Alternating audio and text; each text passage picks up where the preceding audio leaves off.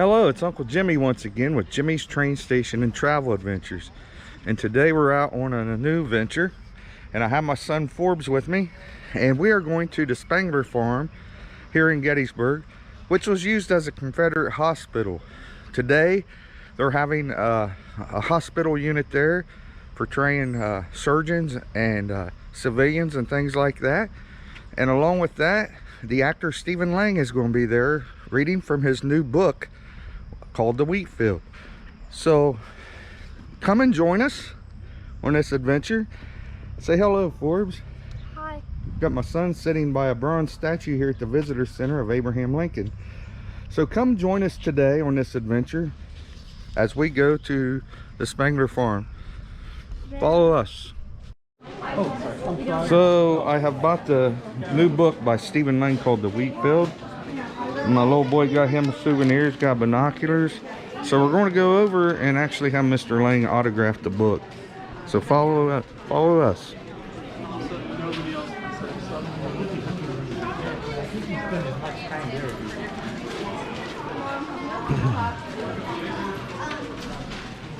Walking through the Visitor Center now to get Mr. Lang's autograph. This new book called The Wheat Field.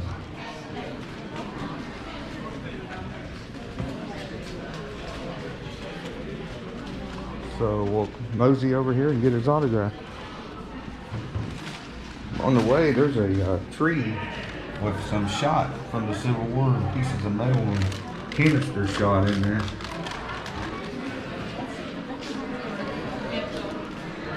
I believe so. Go over here and get in line. You know my dad has a Civil War gun.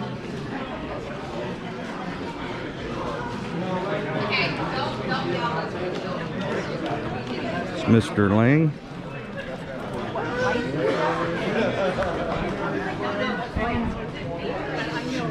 Oh, great. Get in line so we can get our autograph. And I'll turn the camera back on when we get up there. Oh, you need to stream it? Yeah, or just buy it. And Oh yeah, I can get it. Yeah. I was hoping you order it. Yeah. You want to try the Gettysburg Visitors thing? He's going to be back here tomorrow. Oh, I'll be gone. Oh, sorry. Sorry about that. Thanks for the help. Did it crash Always out? trying, always trying. No, it's just taking his time. Wow. He will. So we are coming up on Mr. Lang to autograph our book, and he's going to autograph my son's Bible. Charity Center might have a copy. You could take a ride out there, possibly. But fun. It's fun. Oh, well, thank you, yeah. All right. But I'm with my brother and sister Brittany Hill on the tour. So. Excellent, excellent. How are you, sir? Good, how are you? Better than I deserve. Are you right there? Thank you so much, Aaron. Welcome.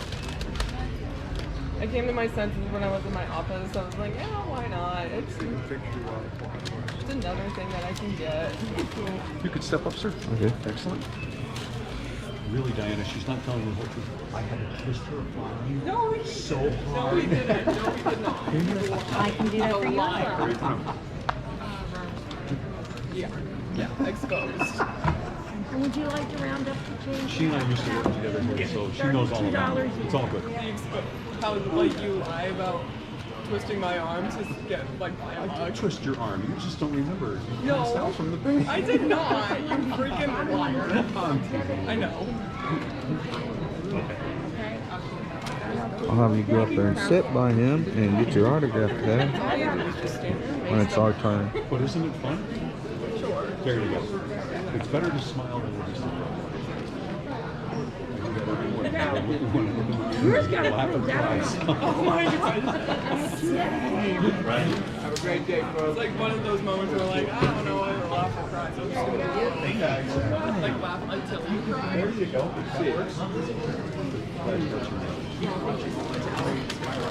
When I was able to have like some time to get my money. It's an interesting thing to say.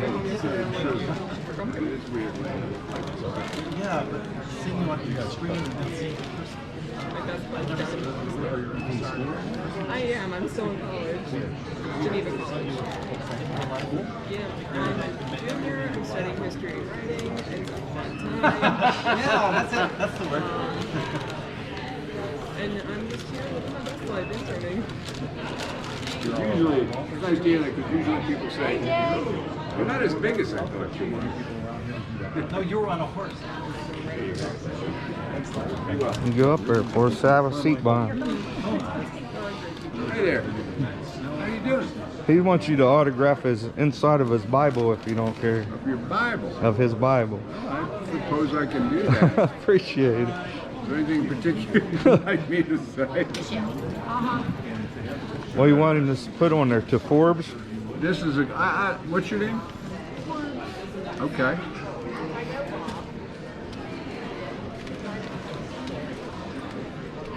To Forbes.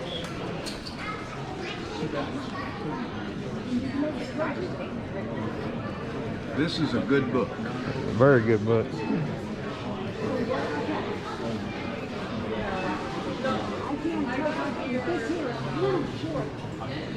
Some people say it's the good book.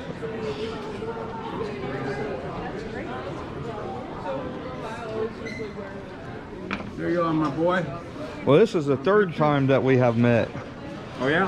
I helped check you and your wife into the Farnsworth house, and then I had you sign a hat for me.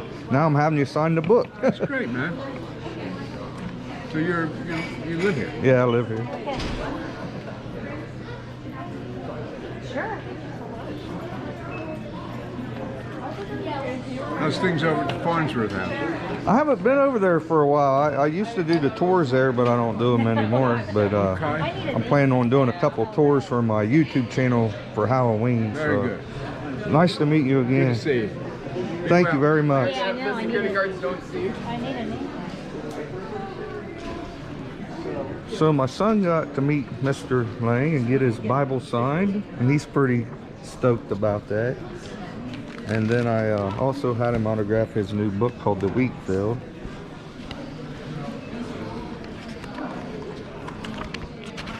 And there's his autograph.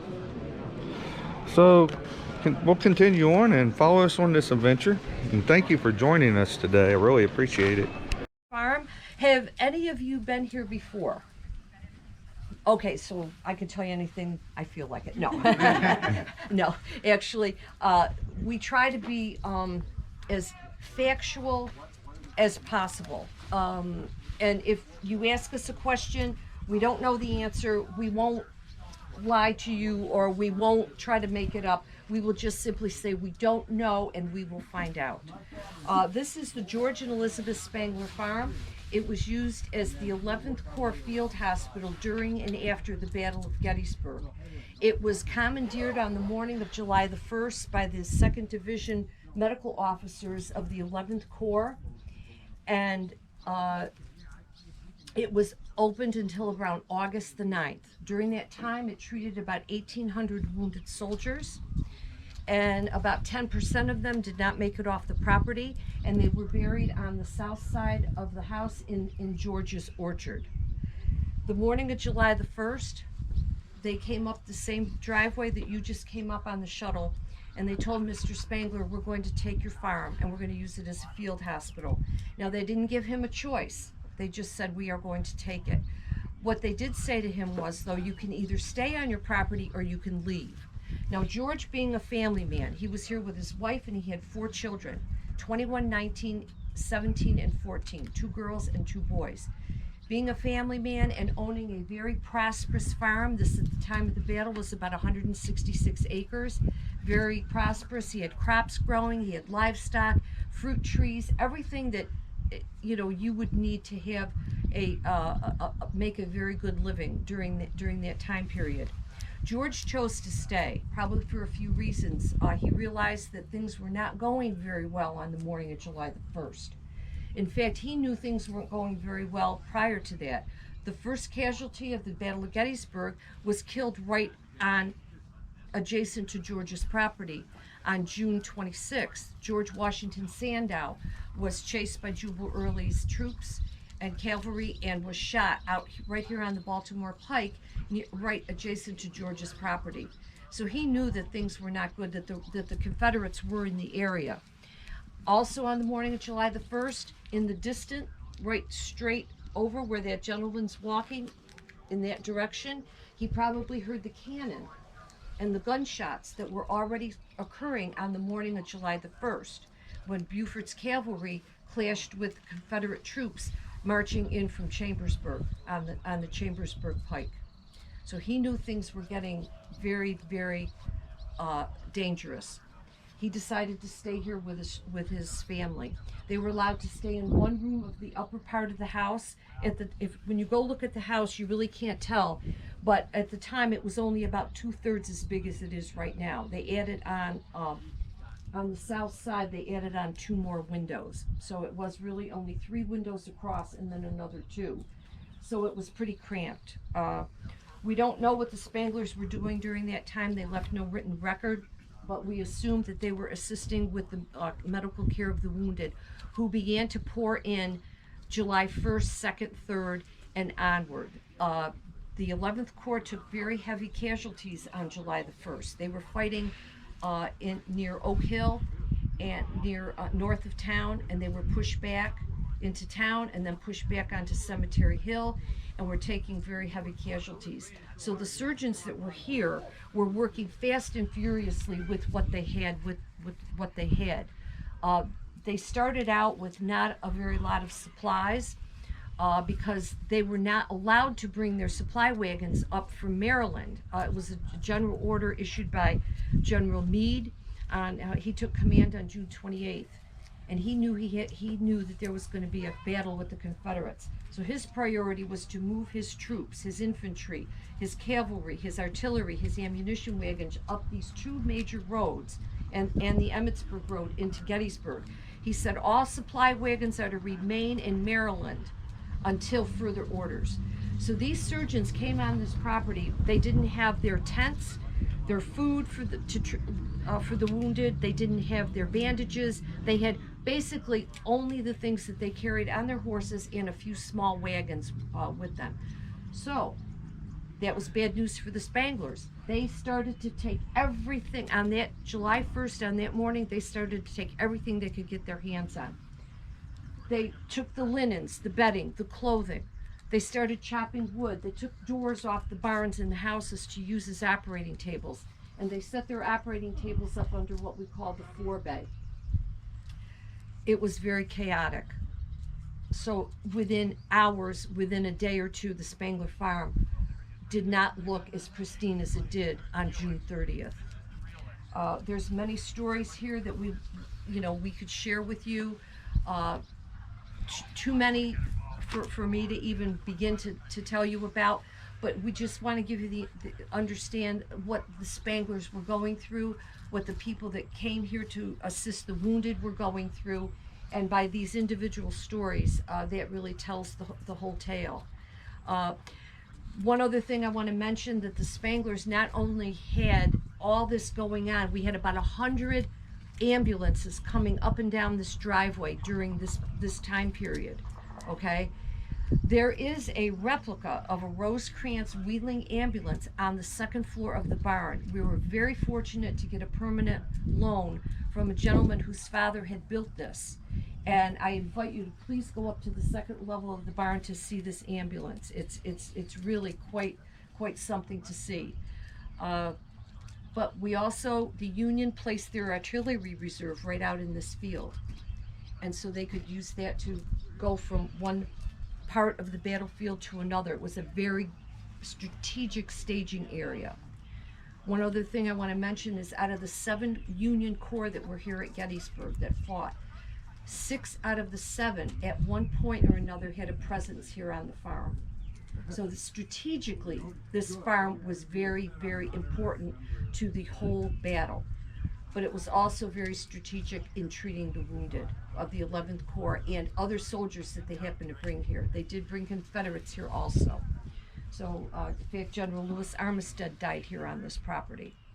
So, if as I say, that's a very quick overview. 2008, the Gettysburg Foundation purchased this property with the idea, they knew its significance. They wanted to open it up to the public so we could welcome folks such as yourself to begin to tell the stories, and so that you could actually see what a field hospital, a core field hospital would have looked like, what was actually going on here. So our presentations and our what we do here is constantly evolving. We keep adding more and more, and we find out more and more stories about what happened here. In fact, the gentleman who wrote the book about, he's one of our docents. He became so interested in what happened here that he actually wrote a book, and it's absolutely excellent. It's called Beyond Human Endurance. In fact, our author is right here with us today in the safari hat. So if you have any real technical questions, he would be the person to ask. But I invite you to talk to our living historians. They have fantastic displays set up, and they're very engaging and love to talk to the public. So I'm going to let you go. If you have any questions between now and the time you leave, you can ask any of the people here or come back to the tent, and people dressed like myself will be, very happy to help you. Well, okay, folks, we're getting ready to go into the barn here at the Spangler Farm, which was used as a field hospital, like the lady told. So let's go see what's inside and check it out.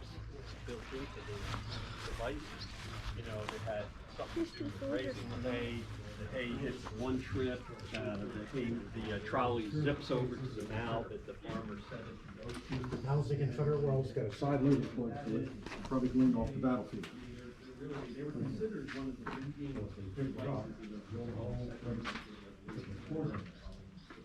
The fuse plug short, takes a paper tie fuse, top here. Put balls in, seat them. Still has a dirt floor.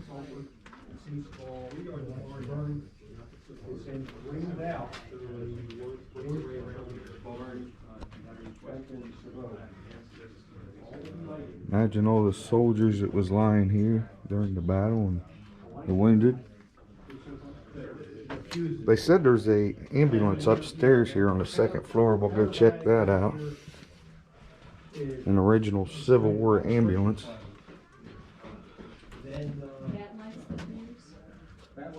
This lights the powder bag. The powder bag function was a bed tape. Bed tape is put in the tent. Okay, let's go upstairs and might drop their card. Oh, there's no entry upstairs. Maybe we have to wait on the guy to take us upstairs. So we'll go over here and wait and see if we can get up the stairs. Okay, folks, we're going up to the second story of the barn to see a replica ambulance during the Civil War. See what it looked like.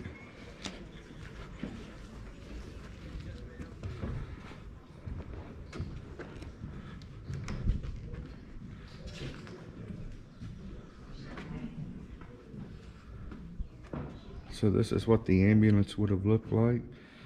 Very small. You'd have your wounded soldier lying there, and then your medics sitting on this side trying to keep them alive and get them to the field hospital.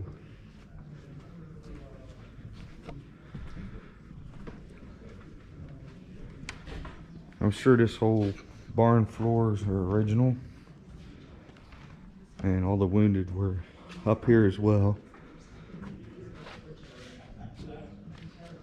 Give you an idea of what an ambulance would have looked like, drawn by two horses. They said there was over, 100 ambulances in and out of here at a time. So let's head out and look around the house and talk to some of the historians. One of the times, the reason they got infections was they would use the same knife and the same sponge afterwards on the same different soldiers, one after another, and didn't know a lot about cleanliness back then, or bacteria. So we learned a lot of what we know in the medical field today from the Civil War. We go over here and we'll see some drills, some actual drills of how they did stuff. Shoulder, arms. 1, 2. Quarter, arms. 1, 2, 3. Shoulder, arms. 1, 2, 3. Quarter, arms. 1, 2, 3. Good. Shoulder, arms. 1, 2, 3. Support, arms. 1, 2, 3.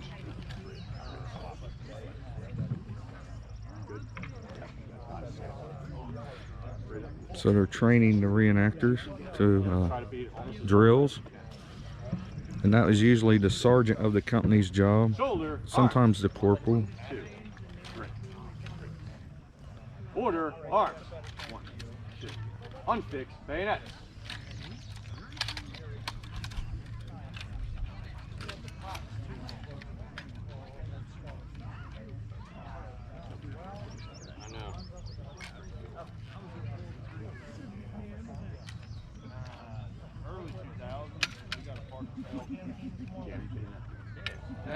That's funny.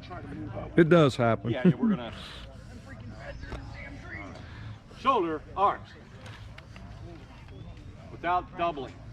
Right, left, face. Forward, march. Step, step. 5 files right, march.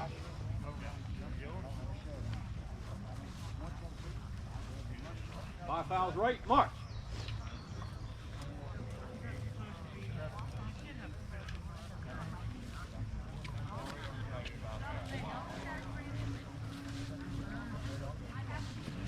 So give you some ideas Step, step.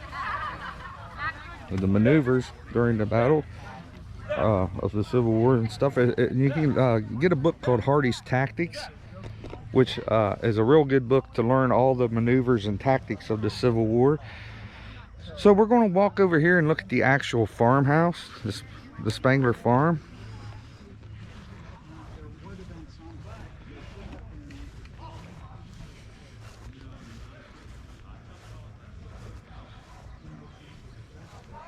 And we especially want to go over here and check out this summer house, spring house they call it. Now this is the actual building that General Armistead was brought to for the Confederates under Pickett's division, who got wounded on the 3rd day of the battle of Pickett's charge. And this is the actual building that he would have died in. And we'll go ahead and go inside and see it. He was shot in the chest and brought here on July 2nd and died from his wounds a couple days later.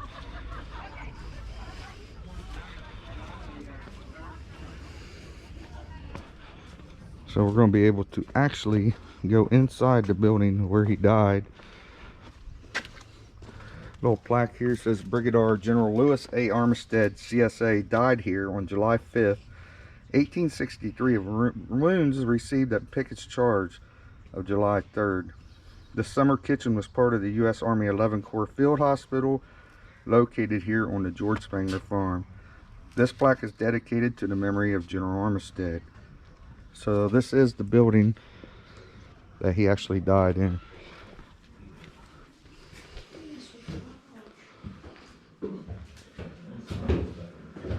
Here we got a picture of the general.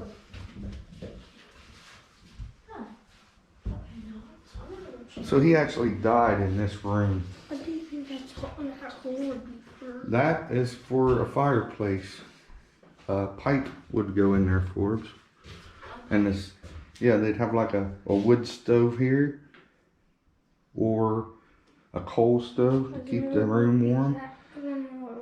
And or they would use this fireplace here. And so this is the actual room that General Armistead died in. And it's, the summer kitchen is what it was. Part of the summer kitchen.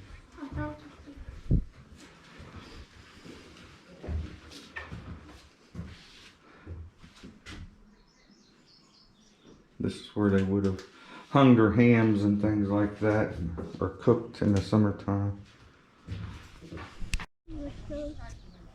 So we'll go down here and check out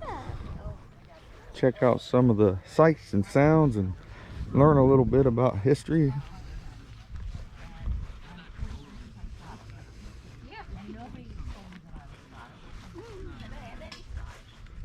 And her family and my family came from the same Morning. town in Scotland, Aberdeen. So do you portray General Ewell? Yes, sir. This gentleman here portrays General Ewell. I have a YouTube channel. Oh, okay. Can you tell us a little about General Ewell? General Ewell, I guess the main thing, he took command of the 2nd Corps, which Stonewall Jackson was in charge of.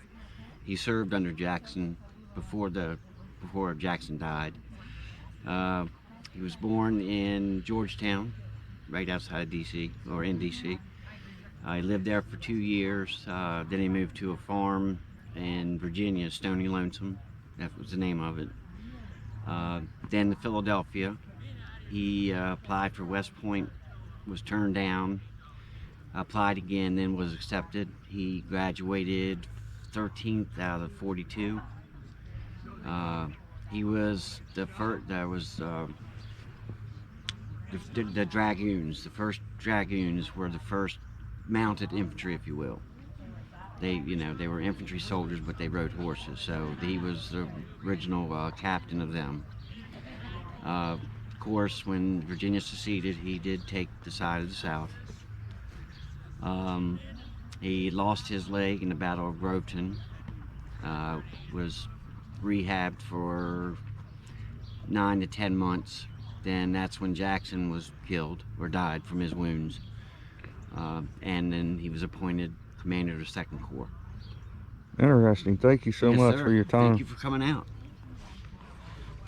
So he portrays General Ewell.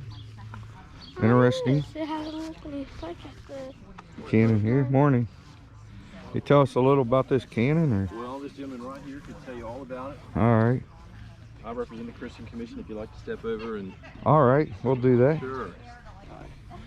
Hello, sir. Hi, how are you? Oh, doing all right. Welcome to the Spanglers Farm. Thank you. I'm here today. I'm representing the artillery reserve that was here on July 2nd and 3rd, 1863. So there was roughly 19 batteries here in this area, and they were here with the purpose of whenever they needed to have extra support put to the various areas of the battle, they would dispatch a battery from here to go there. The piece you see here is a 12-pound field howitzer.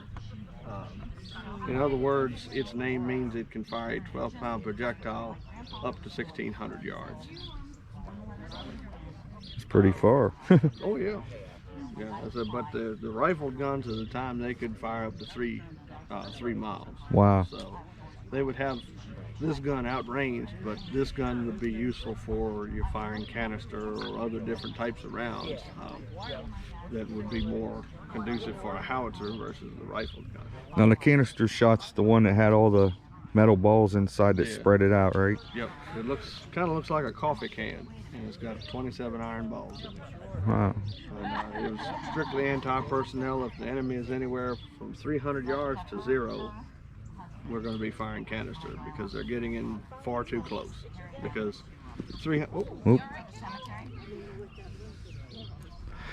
300 yards, they could do a sprint and be on our position, and we don't want that. So we want to keep them as far away from us as possible. Well, thank you for your time. I appreciate it. And Yeah, glad I could talk and say, as you walk along, if you have any questions about anything, feel free to ask anybody. I know they'll be glad to talk to you. all right, thank you. Yep. Let's go over and check out the U.S. Christian Commission and learn about that a little bit.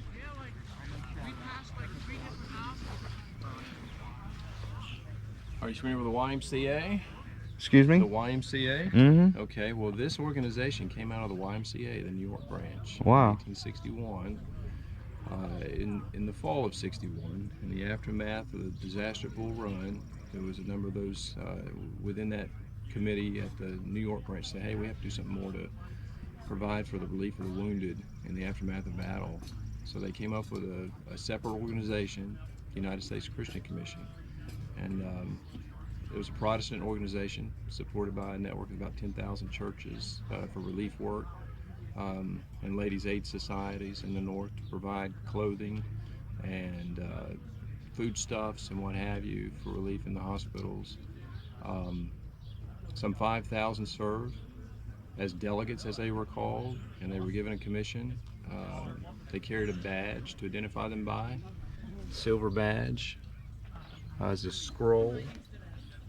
They carried a journal with them to record all their encounters or incidents as they were with the soldiers in the hospitals when they would serve for about a 6-week period usually. Most of them were clergy. Some seminary students served, some physicians served, usually for a 6-week period or so.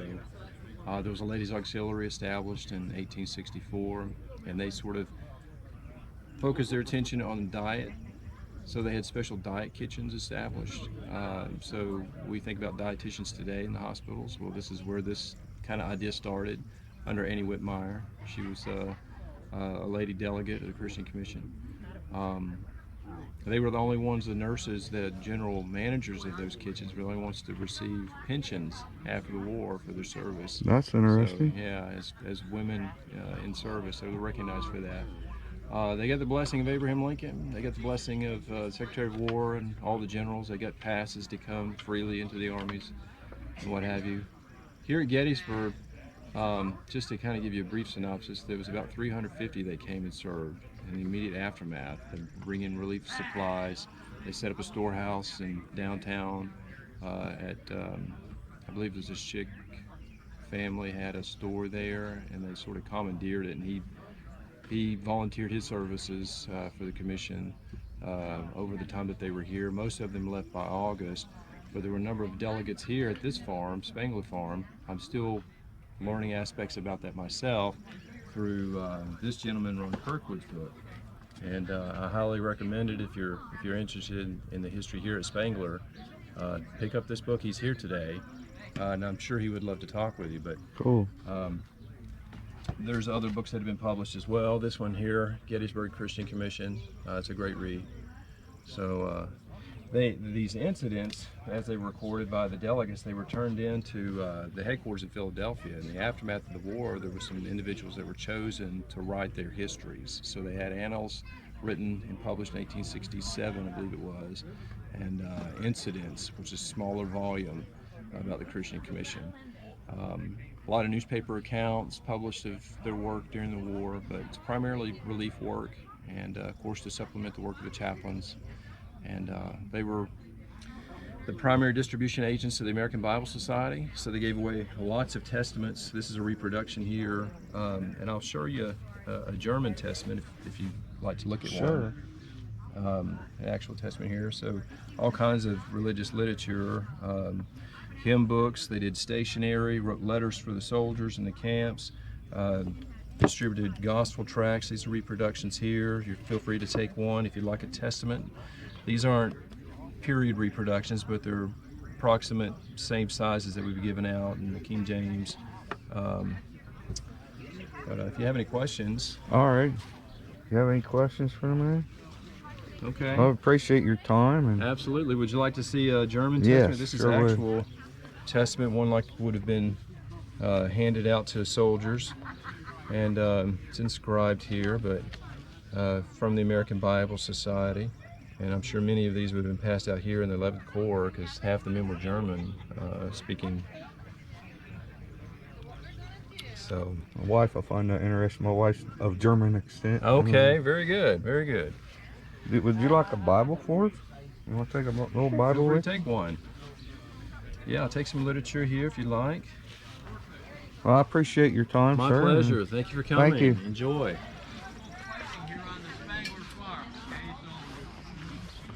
Show you some of the equipment that I'm pretty familiar with this stuff. I guess those small carts are like a souvenir. Right, I'm pretty familiar with this stuff because I was a reenactor myself. Now this is the blanket they would carry around their shoulder, and then you got your haversack here that carried your food supplies, knapsack which was extra supplies. You got your ground cloth, your blanket, your cartridge box there. And this is a cap box which you carried your caps in, and of course the rifle. Is that a 58 caliber? Yes, sir. Is that an Enfield? Enfield, yeah. 58 caliber Enfield. Then of course they carried their soap, hard tack, chess game or checkers, cards, period cards. And that little thing there is called a housewife. It's a sewing kit that they use. Yeah. I was a reenactor myself for like 25 years. Oh, so, there you go. I so- don't even have to explain anything. There you go. These are actually original pieces. This is one of the bullet molds. Oh wow, look, there's an original bullet mold. See that? They poured the lead in there. And... I've actually used this. Have you? Is it before. do it pretty good? Yeah, actually really good. And then this is an original musket tool. The worm there? And... Yeah. Got the pick on it as well. Cool. And a screwdriver. Very interesting. Thank you. You can go over and talk to the surgeons if you want and learn about how they amputated and took care of the wounded.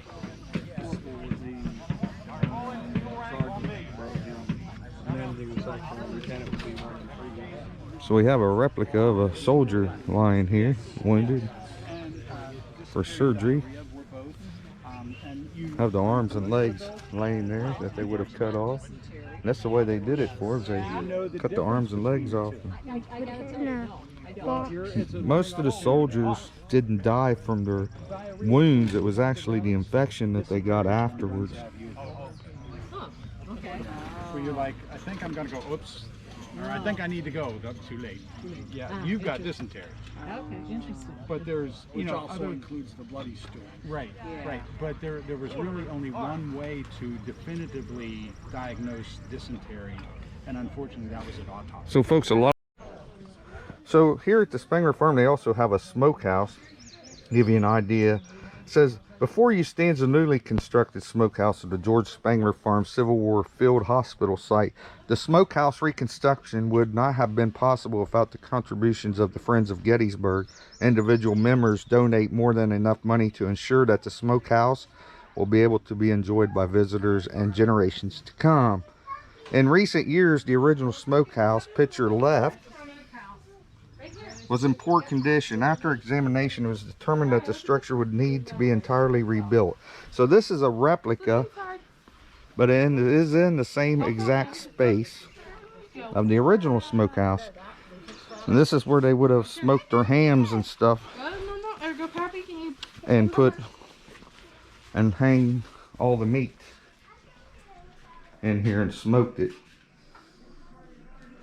That's what a smokehouse would have looked like during the time.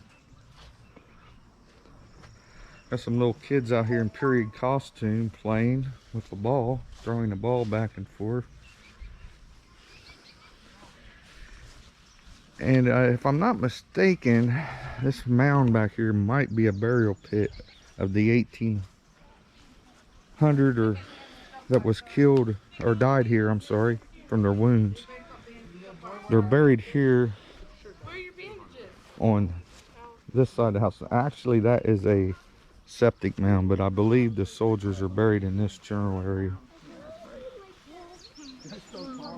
Well, there's a wayside marker. That was a temporary resting place.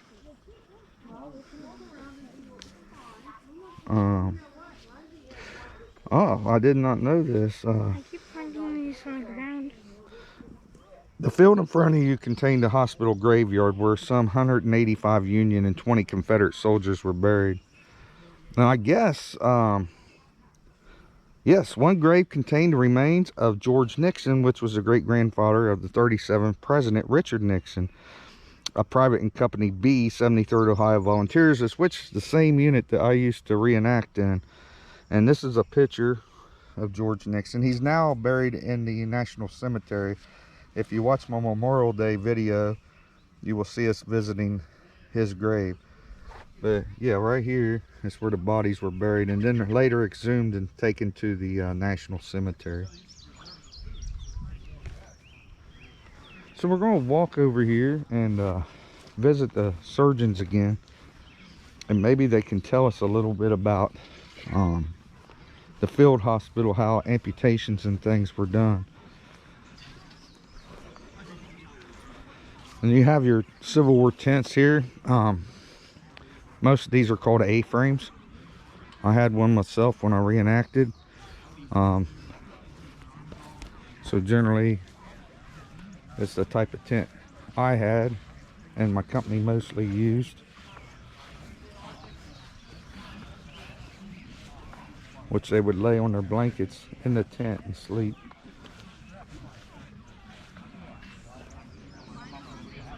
So we will go over here and see what we can learn.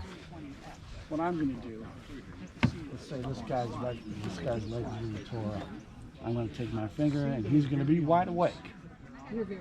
In some cases, unless he's lost blood and passed out when they brought him in. I'm going to take my finger, and yes, we have probes that they would sit there, but with all the moaning and the stuff that's going on around me, I'm not going to have time to stick a tool down there and listen and feel. I'm going to take this right here, and I'm going to do this. And then another doctor is going to come over, and he's going to go and do this. And they're both going to say, does it come off? Yeah. His bone completely smashed? Yeah. Okay, so he's going to die if we don't fix this. So they go above it, and that's when they begin to use the, well, in this case, we're going to use the Lister's blade. Yeah. And because the Lister's got a flat side and a blade, and if it's, and that's mostly used for the single bone. There's two different blades we have, a Caitlin knife, which actually, I'm sorry, that was my mistake. A Caitlin knife for this one because it's two bones and you have double blades on each side, so you can cut through the bone. So you're going to start by going all the way around it, and your assistant's going to take that. You're going to be pulling the meat apart as you go down to the end until you get to the bone saw, and then you're going to cut through those bones. But you have to use that other blade to get through the two bones here. That's the way to get it. That's what these would be here. So you have to get rid of all that muscle in there. You got to cut through that too, so you can separate it quickly. Toss it aside. So then you cauterize it and then you dress it? In this case, I may not cauterize it. I may actually tie off the ligatures with suture. You never know. And you go through each one, and the way you check for that is you're going to have a tourniquet on here, and the way you find each bleeder is you fix one, you loosen the tourniquet, and you see it. You close that off, you grab a hold of that one, and you tie it off. Next one, tie it off. It's usually like 4 of them. Then you take lint, you shove that in there, or they also had a I can't remember the word for it, but they mix it up real good. So if you missed one, you put that over the wound. Yeah, lint is like a cloth material that helps soak up blood. You're going to put that there, then you're going to put this paste material, poultice, thank you, couldn't remember the word. You're going to put the poultice there, and then you're going to wrap it up, and you're going to say, get them out of here. And the whole process will take anywhere from 12 to 15 minutes. I don't have time for anything else. Look around here. Without these tents, there's bodies everywhere. Today, on this day, so many years ago, today's the second day of battle in Gettysburg. This is when the little round top happened, the wheat field, the Devil's Den. All of that was going on today. So the wounded were pouring in here like a river. And they didn't have time to do anything. If they would bring them in, the guy would sit a guy down, my buddy's got a gut wound. I'm going to look at it. Not to say that the medical schools didn't have. I'm going to give him some whiskey if he'll take. If it's not through the stomach, so they know that, and they have. Then we're going to find a nice little tree or something around, someplace nice, and the reverend's going to come over and read his last. So there's no way.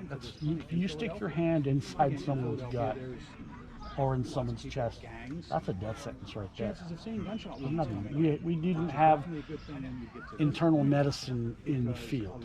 Back in the rear area hospitals in DC or down in Richmond, yeah, sure, they had techniques that they used where they could actually go into somebody's intestinal area where there's an injury. You can cut those sections out, bring 2 of the sections apart. It's called a resection, and then you stitch that up real good.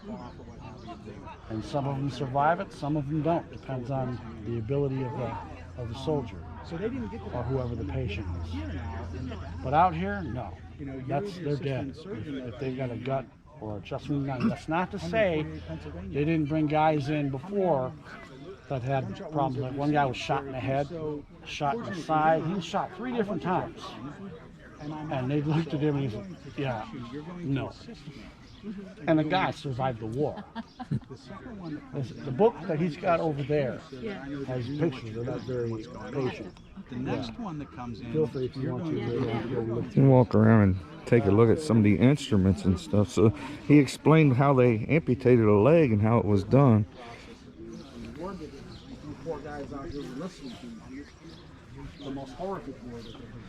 So this would be all the medicines they had. surgeon would do their task. Some of the tools they would use. Here's an actual saw blade that they would use to saw through the bone. And sponge. Next. More instruments. Off a little bit. Next. Another blade. Also with washing your hands. And they would do this when they were awake. Very horrific way. This was used for ether to help if they had it available, which most of the time they didn't have it available. Some of the wounded, showing you how they put them into bed and took care of them. This would be the surgeon's desk. There's a replica here of some of the legs and stuff. Turn around. You wanted to see this stuff. Come on. Don't act all shy. You are welcome, sir. Ask him questions. See what you like. Don't be Go shy. ahead. Ask him about some of the tools. Some of the bullets. You see some of the bullets? Many things here are original. Oh my. Some are not. That doesn't look very good. No, that's not a good day. See, the rule of thumb, if the bone is shattered, you must amputate. If the bone is broken, we can try and repair it. That looks pretty shattered. Oh, that's shattered. Most likely. Mini ball just like this. See, when it's fired, it looks like this. But when it hits you, it looks like this. And that is what shatters the bone. Oh, do you see that? You don't want to get This shot by individual was shot twice. Once here, and this here could have been from a piece of shrapnel. Okay? Here was a smooth bore. Oh, it's still a little bloody. That's all right. Just a little blood. Just a little blood. You know, but we'll Johnny's a little. take the rest of this It off looks like later. he has some other wounds up there too. Well, that's where I usually show folks that are a little bit older how to do it. But we don't do that on something like today.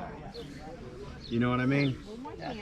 Some of the youngsters, they get a little upset. So I hope you've enjoyed this vlog today of the Spangler Farm and give you an idea, a little history with some of the historians here. And I'm glad you joined me and my son today for this adventure, and hope you enjoyed it.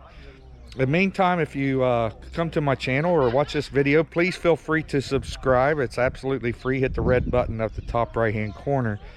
Please feel free to leave your comments, suggestions of what you'd like to see in the future. And if you enjoyed this video, give it a thumbs up to let us know you liked it. Please hit the notification bell at the top right to let you know when we download a new video. So thank you for joining us again. Once again, I'm Uncle Jimmy. This has been Jimmy's Train Station and Travel Adventures. We hope you've enjoyed this.